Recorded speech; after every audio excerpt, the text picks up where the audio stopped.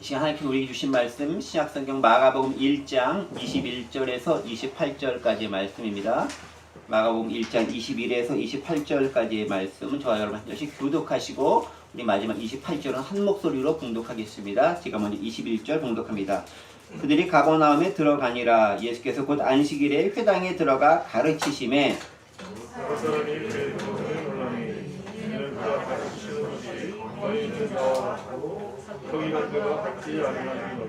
마침 그들의 회당에 더러운 귀신 들린 사람이 있어 소리 질러 이르되 나사렛 예수여, 우리가 당신과 무슨 상관이 있나이까? 우리를 멸하러 왔나이까? 나는 당신이 누구인 줄 아니 하나님의 거룩한 자니이다. 예수께서 꾸짖어 이르시되 잠잠하고 그 사람에게서 나오라 하시니 더러운 귀신이 그 사람에게 경련을 일으키고 큰 소리를 들으며 나오니라. 다 놀라 서로 물어 이르되 이는 어찌미냐 권위 있는 새 교훈이로다. 더러운 귀신들에게 명한즉 순종하는도다 하더라. 예수의 소문이 곧 온 갈릴리 사방에 퍼지더라. 아멘.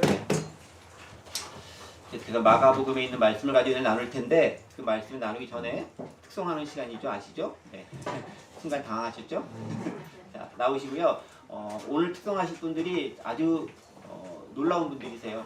제가 유튜브로도 많이 봤었는데 그 구색을 갖춰가지고 바리톤이시죠? 네. 베이스 목소리, 이 목소리가 듣기가 참 어려운 시간인데, 네.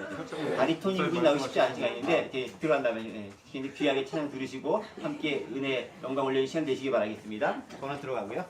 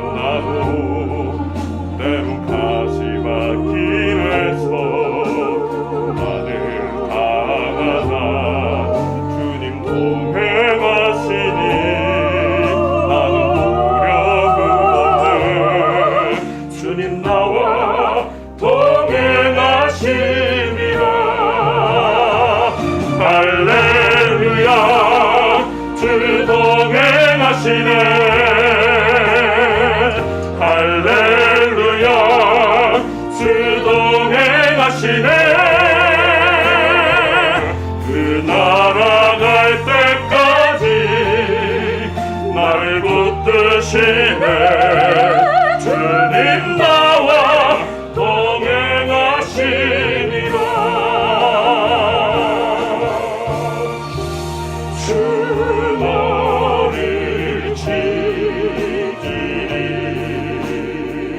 아무 때나 어디서나 주 너를 지키네 늘 지켜주시리 할렐루야 주 동행하시네 할렐루야 주 동행하시네 그 나라 갈 때까지 나를 붙드시네 주님 나와 동행하시리라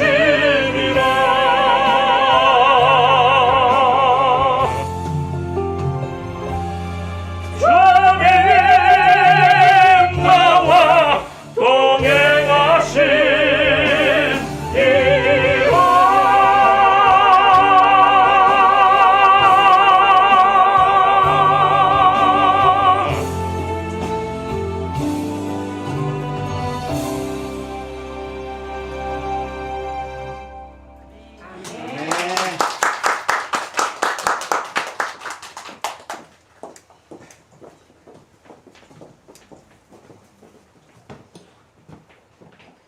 네, 마가복음 강의 안 들어도 되겠죠? 네, 네.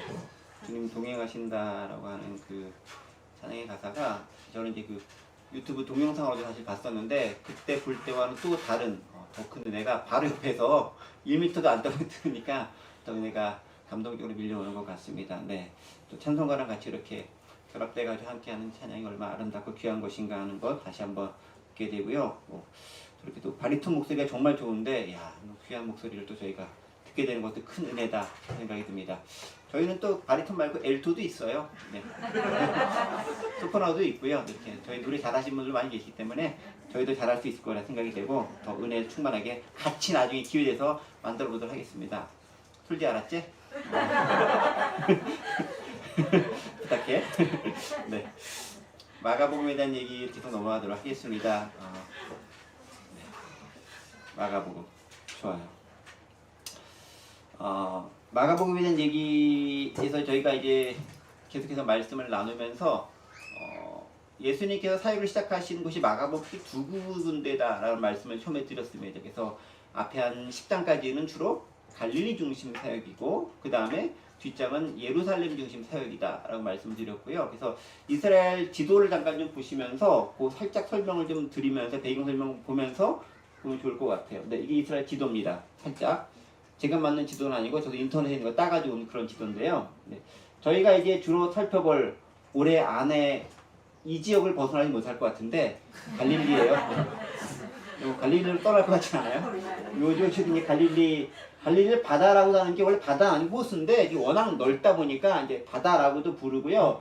여기 게네사렛 호숫가라고도 해요. 이게 똑같은 지역인데 어느 지역에서 보느냐에 따라서 갈릴리냐, 게네사렛이냐, 이렇게 또 디베랴냐 같은 곳을 명하는 그런 명칭이에요. 그래서 똑같은 거 여기 갈릴리를 이제 이쪽에서 보느냐, 이쪽에서 보느냐, 여기 디베랴, 게네사렛 다 지역에 따라서 이게 다르게 보일 따름이지만 똑같은 명칭이다. 여러분 그렇게 보시면 알겠고요. 오늘 이제 본문에 등장한 곳이 갈릴리 이쪽 지역에서 어디가 나오냐면은 가버나움이라는 도시가 나오는데 여기 있죠, 여기 가버나움 도시고요. 여기 얘기를 오늘 좀 할 거고요. 바로 갈릴리 호수가 바로 옆에 있습니다. 그 다음에 이제 나중에 또 이제 요한복음에 가나 호는야치 나오는 여기 가나라는 지역 나오고요. 예수님께서 주로 태어나시지 않았지만 어린 시절을 보내셨던 지역이 어디죠?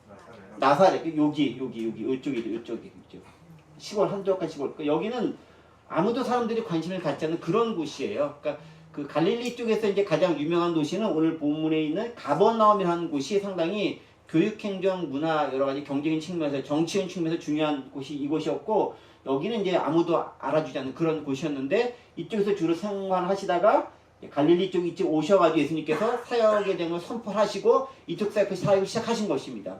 그 다음에 이제 후반부 넘어가면 예수님께서 여기 이제 요단강 쭉 따라서 이게 사마리아를 거쳐가지고 이쪽이 이제 유대 지역이 되는 거죠. 갈릴리, 그다음에 사마리아, 유대. 그러니까 갈릴리에서 유대를 가기 위해서는 사마리아를 거쳐갈 수밖에 없는 거예요.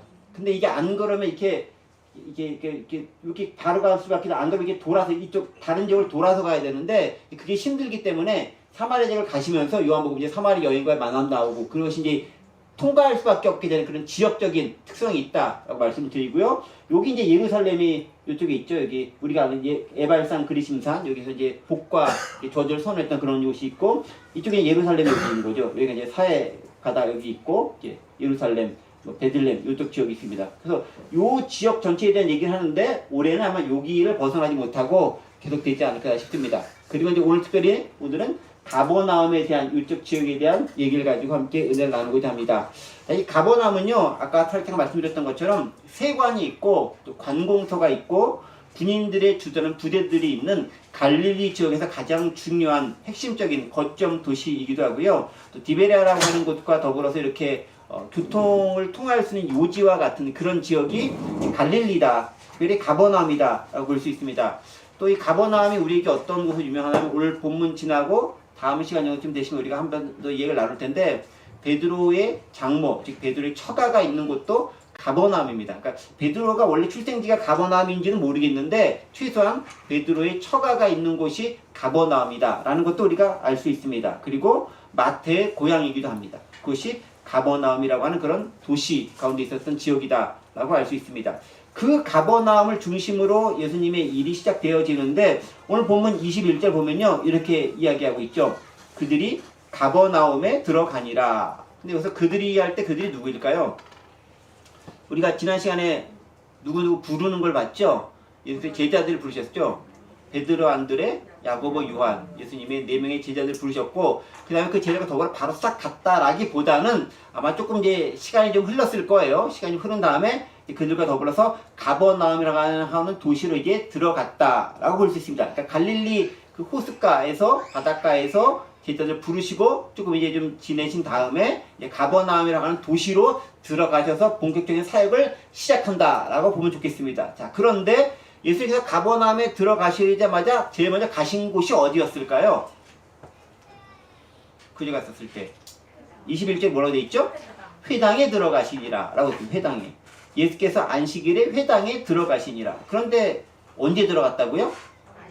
안식일에. 굳이 다른 날도 있는데 안식일에 회당에 들어갔다라고 이야기해주고 있습니다. 자, 그러면 이제 이런 걸 생각해 볼 수 있죠. 왜 예수님은 가버나움이라는 도시에 가서 사역을 시작하시는데 굳이 안식일에 회당이라는 곳에 가서 그의 사역을 시작하셨을까라는 것을 생각해 볼 필요가 있습니다. 그렇겠죠? 이제 그런 의미들에서 생각을 해볼 거고요. 특별히 오늘 본문은 특별히 두 부분으로 나눌 수 있는데 오늘 본문이 21절, 22절에 대한 내용들은 주로 회당에서 가르침에 대한 얘기가 나온다면 뒤쪽 23절부터 28절, 정확히 27절 정도까지는 귀신을 쫓아내는 얘기가 나옵니다. 근데 이것들이 어디서 이루어진다고요? 가버나움에 있는 회당에서 이루어진다. 언제 이루어진다고요? 안식일에 이루어진다. 근데 이런 몇 가지 단어들을 좀 머리 염두에 두시면 좋아요. 안식일에 회당에서 가르침과 귀신을 쫓아내는 일들이 이루어지고 이것을 통해서 예수님이 내가 누구인지를 보여주고 사람들에게 주님이 어떤 분인지를 드러내는 역할을 감당하신다라는 것들을 우리는 발견할 수 있습니다. 자, 그러면 이제 여기서 핵심적으로 보는 또 중요한 단어가 있습니다. 어떤 단어냐면요. 여러분 계속해서 오늘 본문과 또 계속 이어지는 본문을 보면 알겠지만은 권위, 권세라고 하는 단어가 반복적으로 2번 정도 나옵니다. 오늘 본문 21절과 22절에서 중요한 단어가 권위, 권세라는 단어가 나옵니다. 22절 말씀 함께 보시죠. 여기 나오는, 벌써 안 돼. 무사람이 그의 교훈을 원래 있는 그가 가르치는 것이 권위 있는 자와 같고 서기관과 같지 아니함일러라 하면서 21절, 22절에 핵심 있는 것이 권위 있는 자로서의 예수님. 이걸 드러낸다라는 거예요. 우리에게 이미 좀 복선으로 깔려주는 거예요. 예수님 어떤 분? 권위 있는 자다. 권위. 여기 authority라는 단어를 쓰고 있죠. 여기. 권위를 가진 분이다. 라고 이야기하고 있습니다. 근데 이 표현이 또 나와요. 어디 나오냐면은 25절, 6절 정도쯤 네, 5절, 6절, 7절까지 나오나요? 네. 6, 7절 여기 있죠? 다 놀라서 모르는데 이는 어찌며 권위 있는 새 교훈이로다 라고 하면서 여기도 권위라고 하는 단어가 또 동일하게 나오는데 여기 with authority라는 단어가 나오죠. 그러니까 앞에 나왔던 21절과 22절 그리고 23절부터 27절까지 28절은 이제 총 정리한 거니까 두 가지 공통적으로 핵심 있게 등장하는 단어가 권위 혹은 권세라고 할 수 있는 authority라고 하는 중요한 단어가 나온다라는 거예요. 그러니까 이 두 회당에서 벌어지면서 발생하는 여러 일들 중에서 가장 핵심적으로 우리가 발견해야 될 것은 권위에 대한 부분들이 있다라는 거죠. 예수님은 어떤 분이다? 권위 있는 분이다라는 거예요. 그러니까 귀신을 쫓아내던 그래서 가르침을 듣던 그 사람들이 발견한 예수님은 어떤 분이다? 권위 있는 분이다. 그래서 이제 권위라고 하는 단어를 가지고 여러분들이 염두에 두시면서 오늘 전체 말씀 좀 꿰면서 함께 좀 들으시면 훨씬 더 이해하기가 편하게 시작되지 않나 그런 생각을 하십니다. 자, 그럼 이제 다시 한번 21절부터 좀 넘어가 보겠습니다. 자, 권위와 권세에 대한 얘기를 드러내시는데 어떻게 드러내시는가에 대한 얘기합니다. 자, 보세요. 배경을 설명합니다. 21절에 그들이 가버나움에 들어가니라 예수께서 곧 안식일에 회당에 들어가신다라고 얘기합니다. 언제 들어간다고요? 안식일에 회당에 들어간다. 안식일에 회당에 들어간다는데 그러면 회당과 안식일이 어떤 관계가 있는지 좀 살펴볼 필요가 있을 것 같습니다. 회당이 어떤 곳인지를 좀 나타내는 뭔가 있을 거예요. 제가 자료를 올린 게 있는데, 예, 요거 이제 회당이죠. 제가 한 게 아니고요. 여러분 그 뒤에 사전이 나옵니다. 여기 보시면 라이프 성경 사전에 회당에서 요렇게 기록되어 있어요. 제가 다 아는 게 아니라 저도 많이 참고를 하는데, 제일 첫 번째 보면 구약 성경을 가르치고 강의하기 위한 유대인들의 집회소다. 회당은 제사 드리는 곳이 아니에요. 회당은 언제 만들어졌을까요?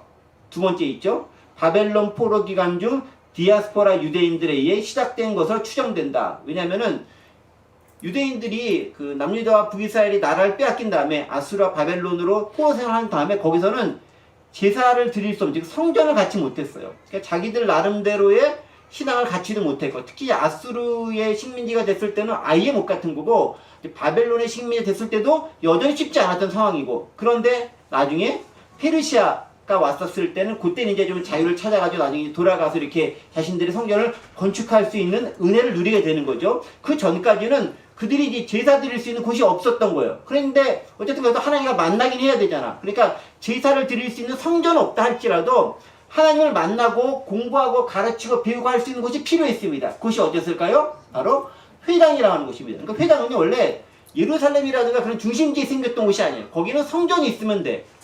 그런데 성전이 없는 곳에 생긴 곳이 회당이었고, 바벨론 포로기에서부터 생기기 시작한 곳이 회당이었다라는 것입니다. 그리고 그 회당에서 주로 무엇이 이루어집니까? 어떤 것이?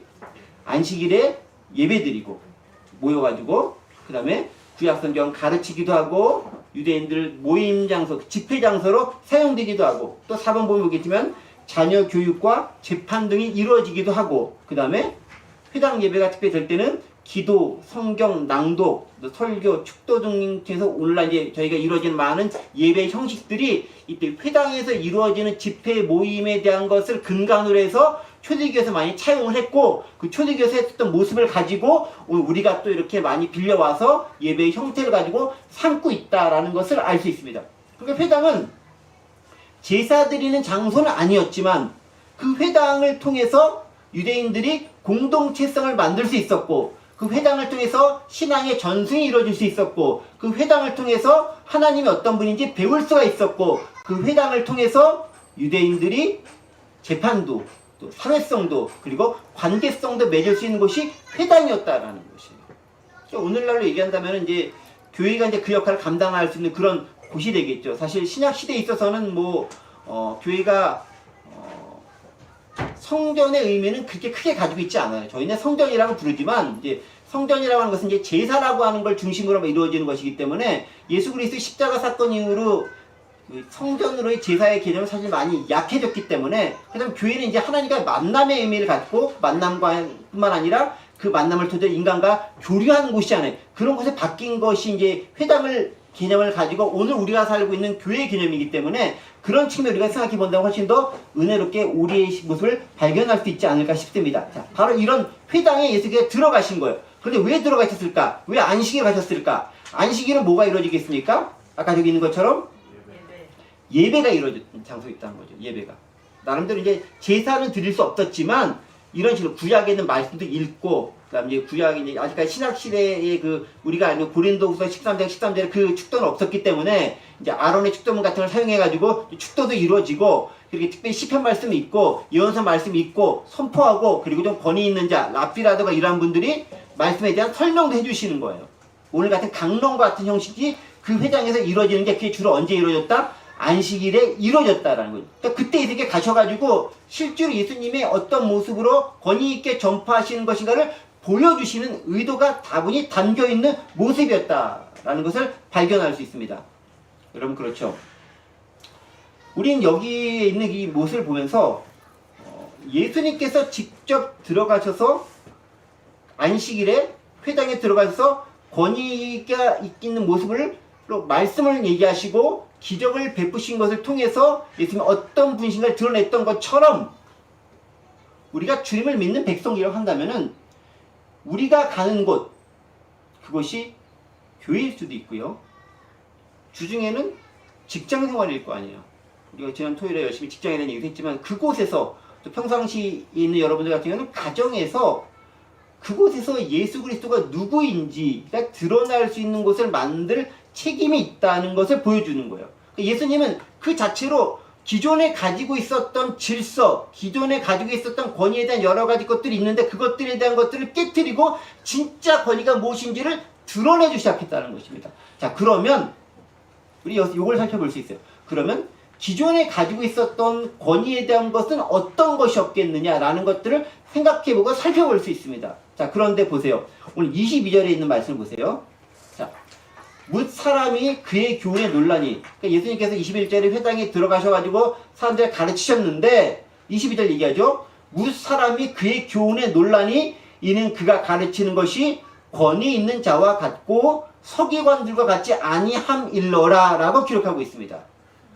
자, 여기서 이제 의문의 일패를 당하는 서기관들을 발견하게 되죠. 갑자기 서기관들이 소환이 딱 돼서 의문의 일패를 당하죠.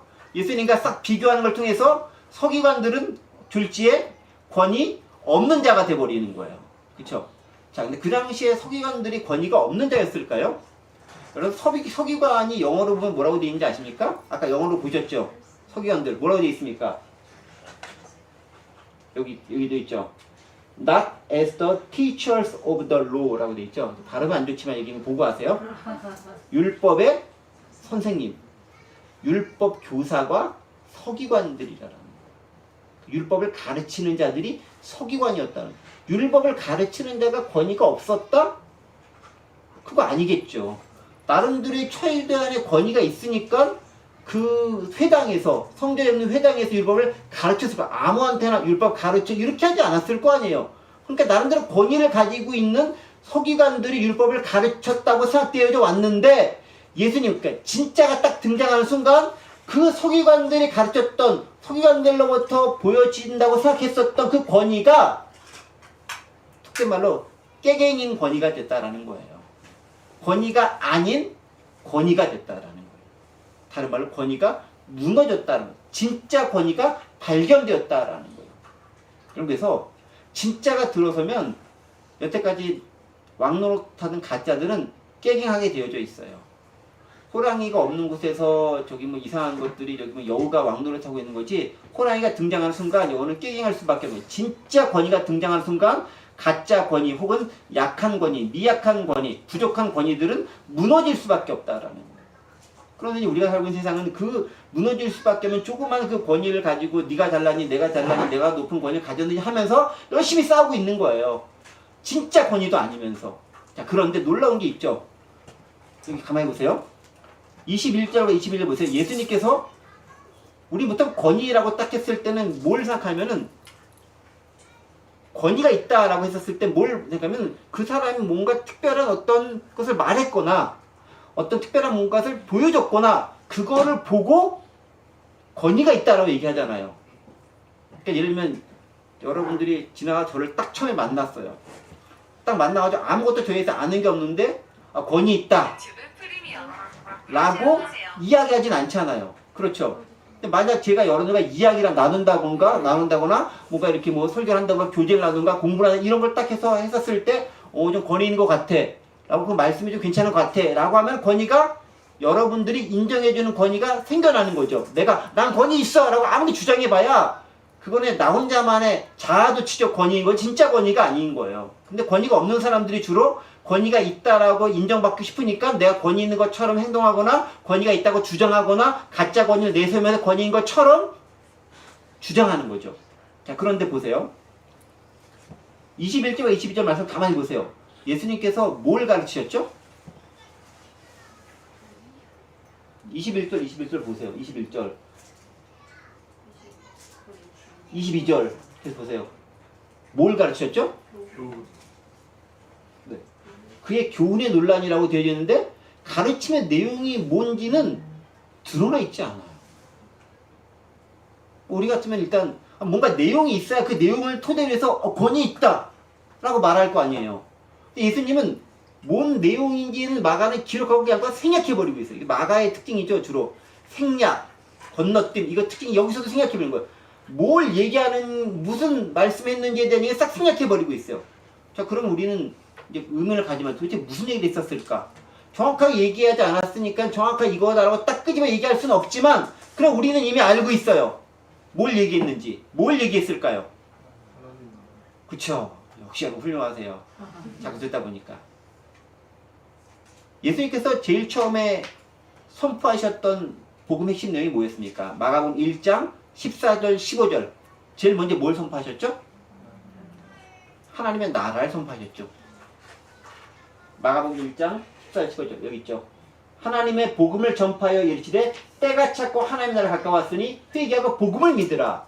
핵심은 뭐였나요? 하나님의 나라를 선포했다라는 겁니다. 그러니까 우리가 뭘 알 수 있냐면은 예수님께서 회당에서 선포한 내용 하나님의 나라였을 거라는 것을 우리는 미루어 짐작할 수 있는데 마가는 반복하지 않는 거예요. 간결하게 딱딱 끊어버리니까 이거 이미 중요하게 다뤘어. 14절 15절에서 그게 예수님의 핵심적 사항이야. 딱 다뤘어. 그 다음에 그것을 예수님께서 말씀하셨다라고 간주하고 넘어가고 있는 것을 우리는 발견할 수 있는, 추론해 볼 수 있는 거예요. 물론 이제 성경에 정확히 그걸 딱 하고 지금 정확히 여기서 기록하고 있지는 않지만 우리가 그걸 충분히 미루어 짐작할 수 있다라는 것입니다. 자, 그런데 보세요.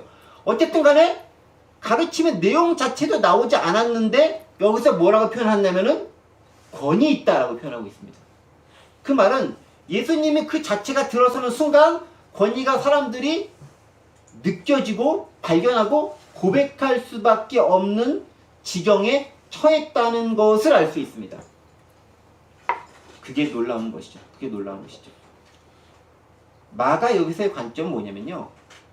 가르침의 내용은 이미 선포한 거예요. 하나님의 나라 다 알고 있어요. 그걸 안다고 전제하고 넘어가는 거예요. 그 다음에 뭘 얘기합니까?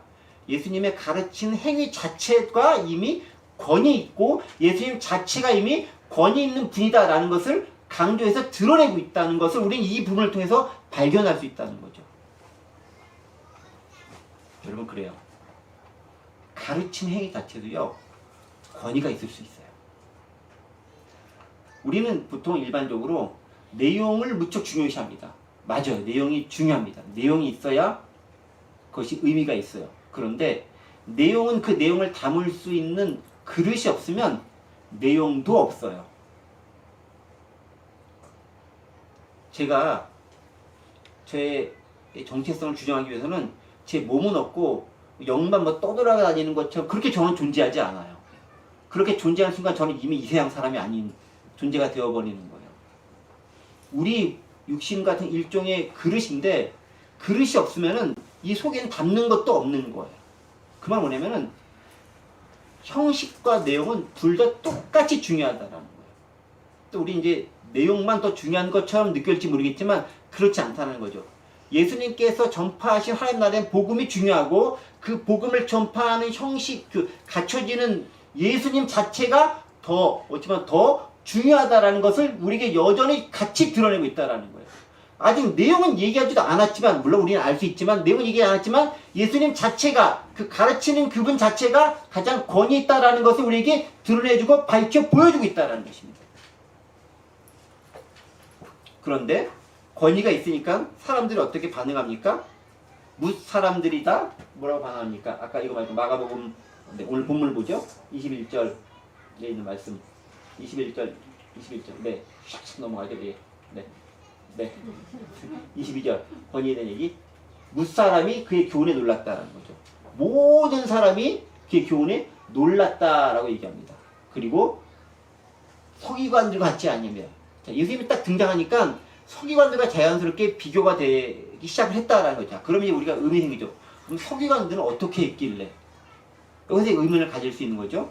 서기관들이 가르쳤던 권위의 모습, 권위 없음의 상징으로 갑자기 등장해서 의문의 일패를 당하게 되는 서기관들의 권위 주장했었던 모습은 어떤 모습인가를 좀 생각해보자라는 거예요. 이 모습을 좀 살펴보겠습니다. 자, 이 모습을 살펴보기 위해서 오늘 본문 위에 좀 다른 것들을 좀 살펴볼 필요가 있습니다. 자, 마태복음 15장 1절부터 3절까지는 서기관들에 대해서 예수님께서 비판하신 내용이 나옵니다. 정확히 얘기한 것은 마태복음 15장과 마태복음 23장 두 군데를 볼 건데요. 마태복음 먼저 15장을 보겠습니다. 15장 1절, 2절, 3절을 보겠습니다. 여기 이제 보면 나오죠? 제가 읽어볼게요. 그때 바리새인과 서기관들이 예루살렘으로부터 예수께 나와 이르되 당신의 제자들이 어찌하여 장로들의 전통을 범하나이까? 떡 먹을 때에 손을 씻지 아니하나이다. 대답하여 이르시되 너희는 어찌하여 너희의 전통으로 하나님의 계명을 범하느냐 라고 얘기하죠. 자, 서기관들은 뭘 가르쳤습니까? 지금 뭘 가르치고 있죠? 뭘 가르친다고요? 장로들의 전통을 가르치고 있죠. 장로들의 전통을 가르치면서 뭘 범하고 있어요? 그쵸. 서기관들이 이런 역할을 하고 있었다는 거죠. 그러니까 서기관들의 권위가 이런 권위인 겁니다. 어디서 드러나는 권위? 하나님의 율법으로 말미암은 권위가 아니라 장로들의 전통을 강조함으로써 그들이 획득하고자 했던 권위였다라는 거예요. 이걸 강조했다라는 거죠. 그러니까 서기관들은 뭘 주로 얘기했냐면은 율법에 대해서 이야기하고 있는 그들의 전통, 장로들이 주장해왔던 것들, 강조해왔던 것들을 주로 강조하면서 뭔가를 열심히 이야기했다라는 겁니다. 오늘날로 얘기하면 이제 이렇게 되는 거예요. 우리 성경 말씀이 딱 있습니다. 그 말씀 자체에 대한 것을 이야기보다는 이 말씀 자체에 대해서 예전에 어떻게 해석이 되어져 왔는가에 대한 것만 열심히 얘기하는 거예요.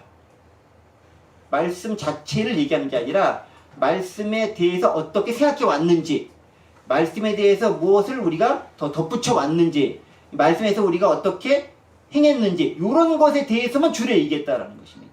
자, 그러니까 어떻게 나오냐면요. 당연히 교훈이 윤리적이고 도덕적인 기준으로 누군가를 비판하고 판단하는 내용으로만 나올 수밖에 없게 되는 거예요. 말씀 자체가 뭘 이야기하고 있는 것을 강조하는 것이 아니라 그것으로부터 파생되어진 것을 얘기하니까 이것이 이렇게 됐는데 너 왜 이렇게 안 했어? 너 이건 왜 이렇게 해야 돼? 이런 측면을 강조해서 나올 수밖에 없게 됐다라는 것이죠. 그러니까 서기관들은 그걸 가르쳤다라는 거예요. 그 다음에 예수님께서 서기관들 비판하는 아주 대놓고 비판하는 곳이 나오는데 마태복음 23장입니다. 23장을 여러분들 책을 푸셔도 좋고 여기 나올 거예요. 23장. 네, 여기 13절부터 나왔죠? 13절부터 나왔죠. 아예 이때는 대놓고 욕하면서 얘기합니다. 뭐라고요? 화 있을진저 외식하는 서기관들과 바리새인들이요. 서기관들은 맞아 율법 교사들이고요. 바리새인들은 말 그대로 평신도들 중에서 율법에 정통한 학자들이 바리새인 그룹이었어요. 정통 율법 학자들은 다 바리새인 출신입니다. 욕하죠. 뭐라고? 외식하는 자들아, 너희는 천국문을 사람들 앞에서 닫고 너희도 들어가지 않고 들어가려 하는 자도 들어가지 못하게 하는도다 라고 얘기합니다. 그런데 앞에 뭐라고 얘기하죠? 외식하는 자들아. 서기관들에 대한 수식어가 있죠. 외식하는 서기관들. 그러니까 서기관들은 권위를 가지고 뭔가 열심히 얘기하는데 자기가 얘기했던 것과는 전혀 다른 삶을 살고 있었다라는 것을 발견할 수 있어요. 그러니까 그들은 뭐냐면 내가 말로는 뭔가 열심히 얘기하지만 실제로 보여주는 건 없었다라는 것을 발견할 수 있는 것입니다. 오히려 더 계속 이어지는 문장이 있죠. 너희는 천국문을 사람 앞에서 닫고 너희도 들어가지 않고 들어가야 한다는데 못 들어가게 한다. 왜 이 말씀하겠어요? 율법을 계속 어렵게 지켜야 할 거면 계속 추가해서 첨가해서 계속 말하고 사람들이 다 못 지키잖아요. 다 깨놓고 얘기해서는 말이 적합하진 않지만 10계명에 있는 것들 다 우리 다 못 지켜가지고 헤매고 있고 이것도 하나도 제대로 못 지키고 1계명부터 또 잘 지켰어라고 물어보면은 이런 생편인데 그거를 또 쪼개가지고 600몇 개 계명을 다 만들어가지고 지켜야 돼. 이거 지켜야 돼. 막 해놨으니 엄두가 나겠어요? 여러분 몇 개가 있으면은 시도를 해. 근데 그게 수백 개가 되면은 그때 하면은 포기를 하는 거예요. 시도하지 않고 포기하게 되는 거예요. 다른 사람들 율법을 통해 복음을 만날 수 있는 기회를 가져야 되는데 너무 많은 것들 보면서 어떻게 합니까? 에이, 관두자. 안 하고 말지. 나도 안 들어가고 다른 사람도 들어가지 못하게 막는 역할을 그들이 감당하게 되는 이런 오류를 범하게 됐다라는 거예요. 이게 서기관들이 가졌던 권위의 모습이었다는 것입니다. 세 번째 보겠습니다. 마태복음 역시 23장 23절 여기도 역시 냅다 욕하는 장면이에요. 뭐라 얘기합니까? 화 있을진저 외식하는 서기관과 바리새인들이여 뭐라고 욕합니까? 너희가 박하와 회향과 근체의 11조는 들이되 율법에 더욱 중한 바 정의와 긍휼과 믿음은 버렸도다. 그러나 이것 등하고 저것도 버리지 말아야 할지니라 라고 얘기합니다. 뭐만 강조하고 있죠? 박하와 회향과 근체의 11조를 들이되 이게 뭐냐면 제사 드릴 때 필요했었던 이제 그런 물건들이에요. 그런 여러 가지 제품들인 거예요. 그것들을 열심히 드리려고 합니다. 왜 그랬을까요? 이유는 간단한 거예요. 그것들을 드려야 제사라든가 이런 통해서 나오는 소득을 가지고 생활할 수 있는 거잖아요. 그것들 종교적인 그 행위들만 강조하고 있는 거예요. 그런데 종교적인 행위 이전에 율법이 나오기 이전에 율법의 정신이라는 게 있어요. 율법은 왜 생겼습니까? 하나님께서 인간을 이렇게 사랑하고 너희가 하나님을 이렇게 사랑해야 된다는 것을 알려주고 그 구체적인 계명 그것들을 표현하기 위해서 율법의 조항들이 생긴 거예요. 정신은 뭐냐면은 하나님을 사랑하고 이웃을 사랑하는 게 율법의 핵심 정신이에요. 그런데 핵심적인 정신을 저버리고 종교적인 행위들만 강조하기 시작했다라는 거예요. 그럼 핵심 저희가 뭐라고 여기 얘기합니까? 오늘 23절 보면은 더 중요한 바, 아니 마태복음 23장 23절 뭐라 얘기합니까? 더 중요한 바 정의와 긍휼과 믿음은 저버렸도다. 뭘 저버렸다고요? 정의와 긍휼과 믿음을 저버렸다라고 얘기합니다. 제가 이 목사가 이렇게 얘기하니까 좀 여러분 어떻게 될지 모르겠지만 교회에서 행해진 모든 종교적인 활동들이 물론 중요합니다. 근데 여기서 뭐라 얘기하면은 이것도 버리지 말아야 된다고 얘기합니다. 더 중요한 게 뭐냐면 근본 정신이 있다라는 거예요. 그게 뭐겠습니까? 공의와 긍휼과 믿음이라는 거예요. 이스라엘 백성들이요 제사를 잘 드리지 못했기 때문에 그들이 아수르와 바벨론의 침략을 받아 노예가 된 게 아니에요. 뭘 버리냐면 이걸 버린 거예요. 정의, 긍휼, 그리고 믿음을 저버린 거예요. 하나님에 대한 믿음을 저버린 거예요. 사람들에 대한 정의를 저버린 거예요. 어려운 사람들에 대한 긍휼을 저버린 거예요. 이걸 저버리니까 이거가 없이 종교적으로만 행해지는 자기들끼리 모여서 즐겁게 모임 갖고 하는 그것들이 의미가 없다라는 거예요. 여러분 그거는요 지금 우리 시대 대한민국 공동체 있는 교회들이 준 똑같은 말씀인 거예요. 우리가 아무리 많이 모여가지고 우리끼리만 은혜 받았다라고 열심히 찬송하고 기도하고 박수치고 막 하면서 한다 할지라도 이게 없으면은 외식하는 서기관들, 외식하는 바리새인들과 똑같은 모습이 되는 거예요. 서기관들은 이것만 가르친 거예요. 교회만 모여라. 예배만 잘 드려라. 오늘날로 따지면 그거인 거예요. 헌금만 열심히 잘해라. 종교생활 열심히 잘해라만 가르친 거예요. 그런데 뭐가 빠졌다고요? 정의가 없어요. 굶어주는 사람이 있는데 내버려 두는 거예요. 세상에 판결이 굽어지는데 아무 소리나 입 딱딱 빗는 거예요.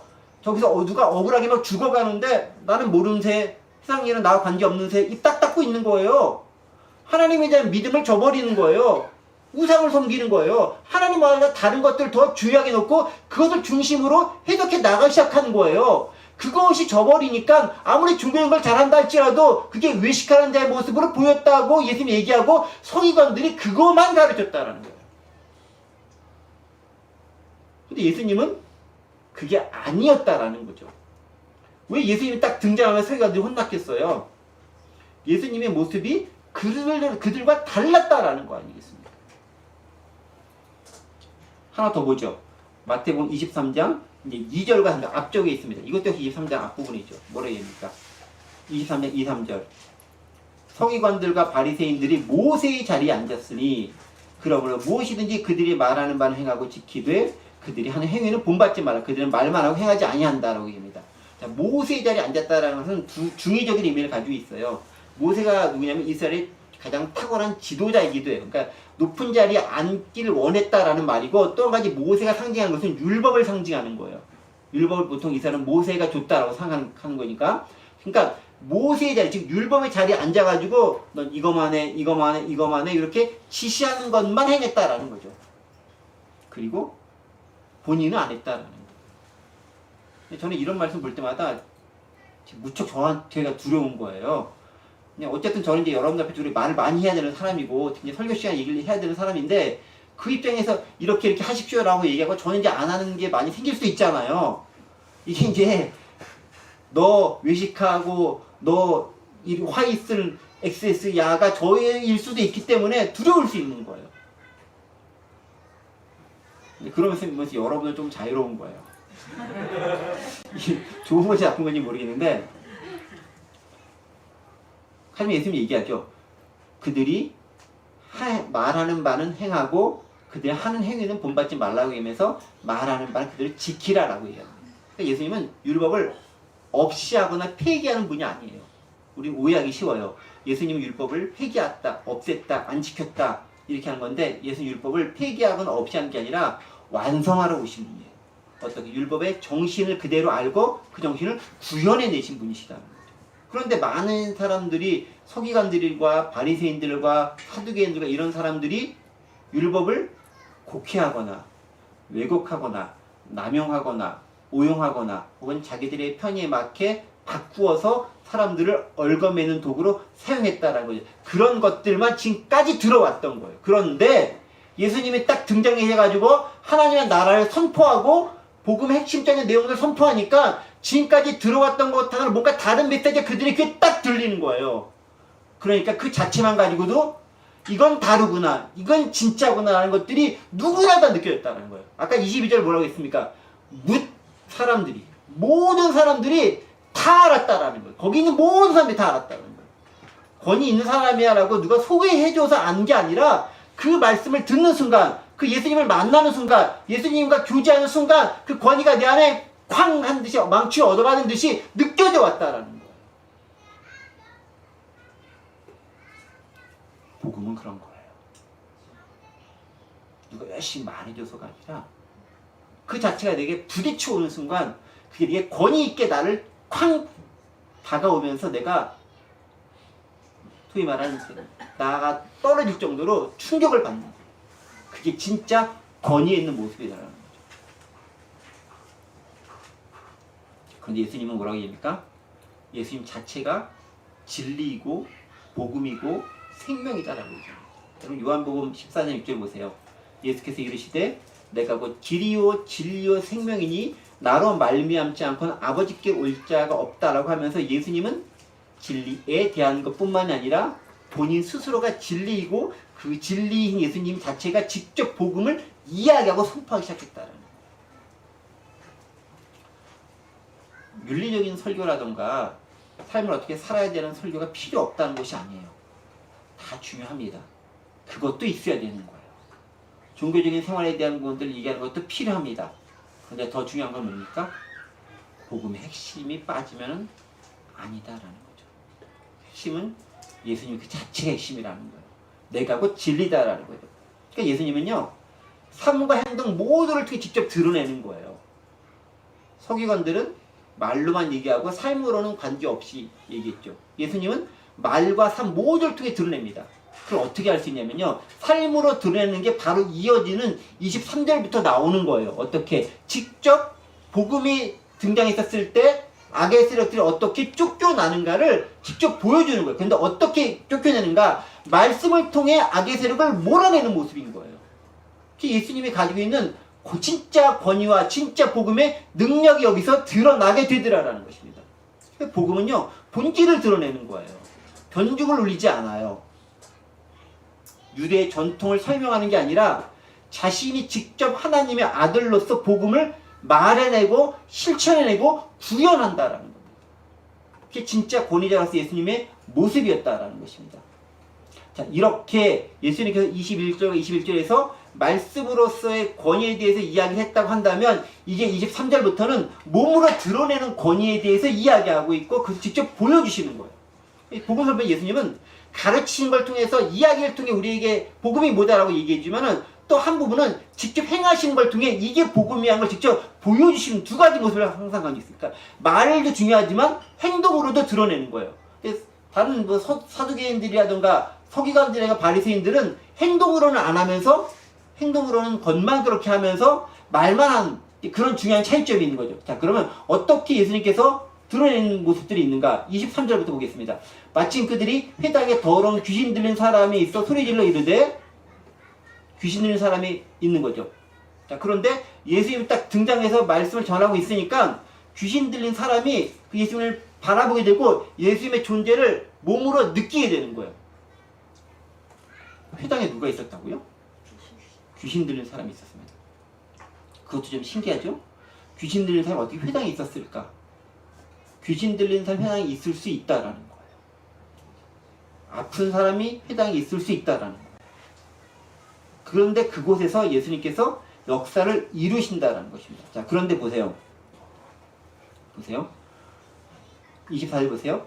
예수님을 딱 바라보자 귀신 들린 사람은 24절에 이렇게 얘기합니다. 나사렛 예수여, 우리가 당신과 무슨 상관이 있나이까? 우리를 멸하러 왔나이까? 나는 당신 누구인지 아노니 하나님의 거룩한 자니이다 라고 이야기를 하면서 한꺼번에 세 가지 것들을 이 24절 통해서 우리에게 이야기해주고 있습니다. 뭘 얘기합니까? 귀신 들린 자들은 예수님을 딱 보는 순간 예수님의 이제 세 가지 것을 딱 파악한 거예요. 보는 순간 아는 거예요. 진짜 귀신이 들린 사람은, 진짜 복음이 있는 사람을 보면은 딱 보게 돼 있어요. 귀신 들린 거하고 마음의 병하고는 다른 거예요. 이거 혼동하시면 안 되고, 귀신 들림은 없어, 다 정신적인 질환이야 라고 생각하는 것도 잘못된 거예요. 두 가지가 다 있어요. 그런데 귀신 들린 사람은 뭘 하냐면은 진짜인 것을 딱 봤었을 때는 본인이 견디지 못하는 거예요.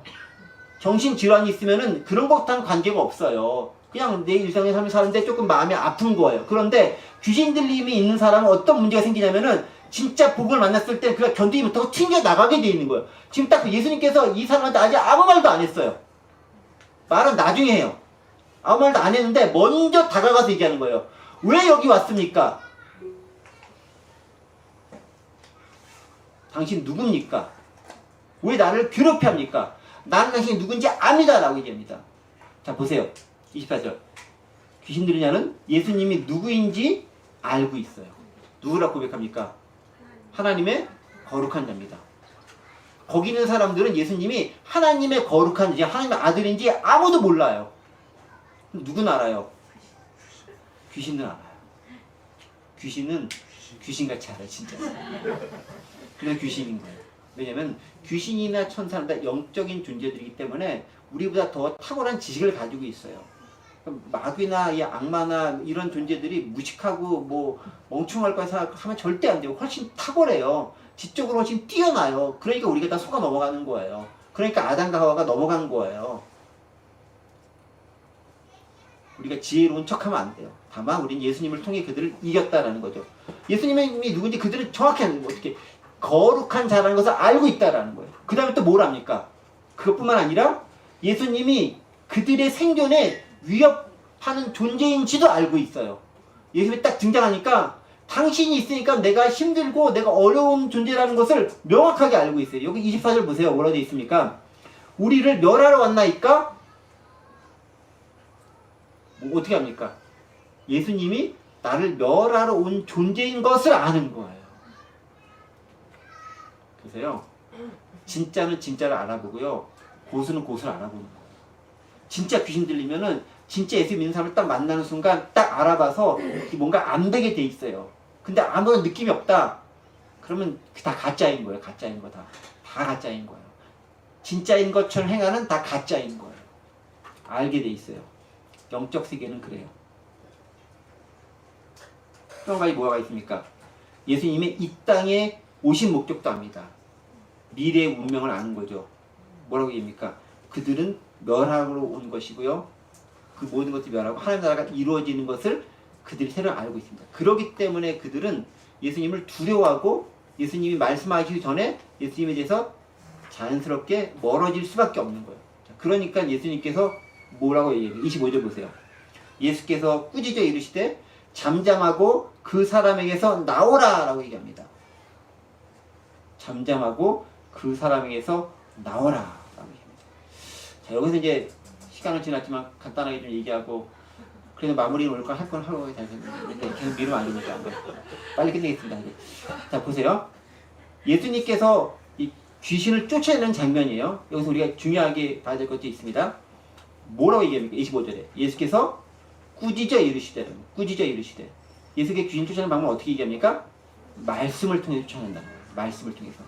물론 예수님은 병든 자의 손을 잡기도 하시고 만지기도 하시고 명령을 통해서 쫓아내기도 하십니다. 근데 주로 어떤 방법을 통해 먼저 말씀하는 걸 통해서 예수님께서는 쫓아내십니다. 이것은요 여러 군데 나와요. 여러분 그 예수님의 사역은 주로 말씀 중심 사역이에요. 가만 보시면 알겠지만 예를 들면 보세요.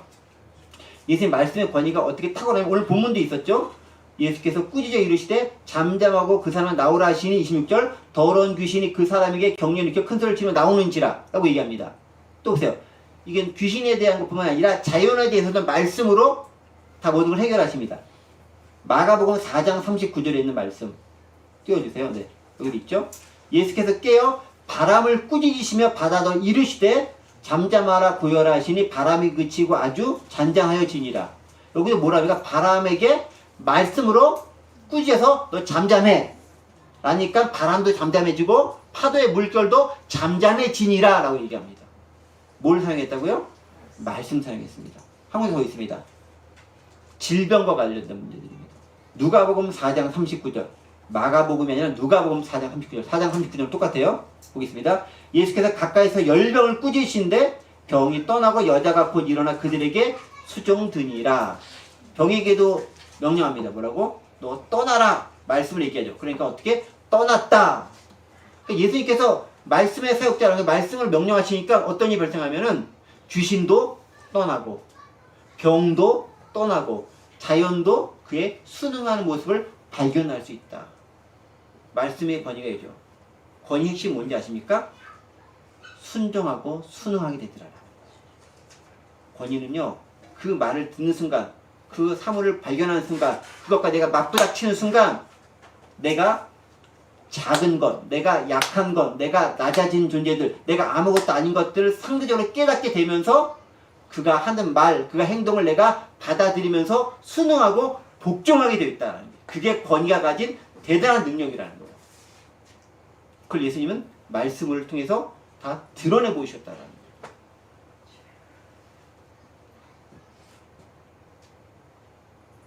여러분 근데 보세요.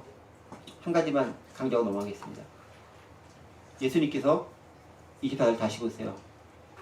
25, 25절 보세요. 예수께서 꾸짖어 이르시되 잠잠하고 그 사람에게서 나오라라고 얘기합니다. 뭐라고 얘기했다고요? 다시 보세요. 잠잠하고 그 사람에게서 나오라. 자, 여러분들에게 대입을 한번 시켜보죠. 우리가 교회가 이렇게 있어요. 저는 그런 일이 안 생기길 원하는데 귀신 들린 사람이 이 공동체에 딱 왔어. 자, 그러면 여러분 어떻게 하겠습니까? 일반적으로 제가 전 했었던 경험에 의하면은 저도 그렇게 할지 모르겠지만 그 사람을 가지고 일단 쫓아내겠어요. 예배가 잘 진행돼야 되니까. 그러지 않겠어요? 그 사람이 지금 예배가 진행이 안 될 거 아니야. 막 소리도 지르고 막 이렇게 할지 모르겠으니까. 그러니까 여기서 그거 예수님이 딱 권위 있게 하니까 나사렛 예수야 나하고 무슨 상관이 있습니까? 왜 나를 멸하러 왔습니까? 왜 날 힘들게 합니까? 막 이렇게 소리 지를 거 아니에요. 저는 전에 있었던 교회에서 그런 거 몇 번 봤어요. 그 사람 귀신 들렸는지 모르겠는데 와가지고 그런 사람이 있어요. 그럼 가장 먼저 하는 사람이 뭐냐면은 사찬 집사님을 불러요. 왜 그렇겠습니까? 안수 집사님들 오세요. 그분 자꾸 나가는 거예요. 근데 오늘 본문은 어떻게 하셨는지 아세요? 놀랍게 발견 특징이 뭐냐면은 그 사람에게 명령한 게 아니에요. 뭐라고 얘기합니까? 잠잠하고 그 사람에게서 나오라. 귀신에게 명령하다. 예수님은 사람은 살리는 거예요. 귀신을 쫓아내는 거예요. 그런데 보세요. 그 사람을 상하게 하거나 다치게 하거나 아프게 하지 않아요. 물론 귀신이 나가면서 해코지하는 경우가 있어요. 그래서 그 사람들이 힘들어져요. 근데 보시면 예수님의 복음은 능력은 그거예요. 그 사람을 존중해주고 그 사람은 살리고 그 사람 속에 있던 악한 것들만 뽑아내시는 거예요. 좀 우리가 세상을 살아가면서 그런 사람들을 봐요. 좀 우리 힘들게 하고 어렵게 하는 사람들도 있고 좀 보면 좀 답답한 사람들 있고 그런 사람들을 만나요. 또 다른 말로 좀 사회적으로 좀 소외되고 이런 사람들 만나요. 우리가 가장 하기 쉬운 건 뭐냐면 그 사람들 우리에게서부터 격리시키는 게 가장 쉬운 방법입니다. 그냥 떨어뜨려 놓으면 되는 거예요. 못 들어가게 하면 되는 거예요. 근데 복음은 뭘 얘기하냐면은 그 사람을 격리시키지 않아요. 그 사람 속에 있는 악한 것들을 뽑아내버리고 그 사람은 살려두는 거예요. 그게 예수님의 방식이에요. 병을 고치는 것도 마찬가지예요. 병자가 왔어요. 그 병을 회복시키고 그 사람을 그 공동체에 합류시키는 거예요. 귀신 들린 사람이 있어. 귀신을 쫓아내고 그 사람이 다시 살아갈 수 있도록, 공동체에 살아갈 수 있도록 만들어주는 게 복음의 능력이다라는 거예요. 소외된 사람이 있어요. 그 사람은 우리가 다르기 때문에 내치는 게 아니라 같이 살아가게 만들면서 그 사람이 잘못된 것을 고쳐주는 데 있다라는 거예요. 가장 쉬운 거는 그 사람 자체를 떠나버리면 되는 거예요.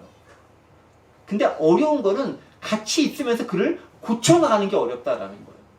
근데 공동체가 이게 공동체가 할 수 있는 가장 중요한 일인데 가장 어렵기 때문에 가장 안 하는 일이기도 해요.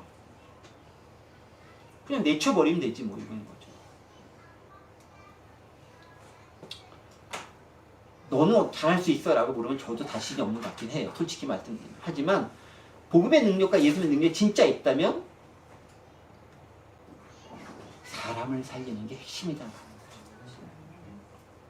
그리고 그 살 때 예수님께서 별도 주술적 확대하는 거 없어요. 가끔 뭐 귀신 쫓아내가지고 막 이렇게 막 패고 막 이렇게 이런 거 막 하잖아요. 병 낫게 한다 그래가지고 뭐 이렇게 뭐 코에 뭐 이렇게 막 때리고 이렇게 뭐 다리 때리고 다 가짜. 예수님이나 바울이나 베드로나 치료하는 사람들 그렇게 치료하는 경우가 없어요. 죽었던 사람 살렸을 때도 소위 말해서 조용히 부르거나 이렇게 안아주거나 이렇게 살리는 거지 그를 심하게 학대해 살리는 거예요. 그러니까 뭐 기도원에 갔는데 안찰 기도하는데 막 때려서 찬송하면서 막 찬송을 왜 해?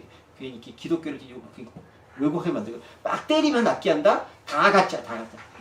그렇게 해서 치유가 되는 게 아니에요. 여기 보세요. 손 하나 잃지 않아요. 왜 그러겠어요? 그 사람을 사랑하기 때문에. 때리면 누가 아파요? 귀신이 아픈 게 아니라 그 사람이 아픈 거예요. 여러분 예수님의 그 마음이 느껴지지 않아요? 왜 말로만 해서 이렇게 하는 건지? 귀신을 쫓아내지만 사람을 사랑하는 게 그 마음이라는 거예요. 그거를 발견해야 되는 거예요. 그게 복음의 핵심이라는 거예요. 말씀을 정리합니다. 40분이 됐기 때문에. 죄송합니다. 권위가 진짜 권위는 무엇이겠습니까? 내가 권위 있는 척한다고 권위는 만들어지지 않아요. 권위는 진리 그 자체일 때 권위가 드러나는 거예요. 그 권위는 말과 삶을 통해 드러나는 거예요. 그 권위는 딱 보면 아는 거예요. 설명해 준다고 권위가 나오는 게 아니에요. 권위 있는 채 한다고 권위가 되는 게 아니에요. 뭐 아는 사람들, 저기 묻 사람들, 모든 사람들이 예수님이 등장하는 순간 지금까지 말했던 서기관들의 권위는 가짜 권위였던 것들이 드러난 것을 발견할 수 있어요. 진짜 권위는 그거라는 거죠. 그런 진짜 권위 있는 예수님의 모습이 저와 여러분 가운데 등장하고 발현되기 원합니다. 그래서 여러분들과 제가 가는 그곳이 저희로 인해서 예수님의 권위가 드러나고 그를 통해서 우리 사회가 아름답게 변화되는 놀라운 역사가 이루어지길 원합니다. 기도하겠습니다. 은혜와 사랑의 하나님 아버지 감사합니다. 예수님은 누구신가? 다시 한번 생각해봤습니다. 진짜 참된 능력, 참된 권위를 가지신 분, 말씀을 통해서 또 축기의 사역을 통해서 말씀으로 행동으로 우리에게 진짜 권위가 무엇인지 드러내신 것을 본문을 통해 발견합니다. 그 모습 우리 가운데 드러날 수 있도록 도와주시옵시고 사람을 사랑하시는 그 예수님의 그 모습이 온전히 구현될 수 있도록 우리 공동체도 구현될 수 있도록 도와주옵소서. 그러지 못했다면 회개하며 주님께 더 은혜를 구하는 우리가 될 수 있도록 역사하여 주옵소서. 감사드리며 예수님의 이름으로 기도하옵나이다.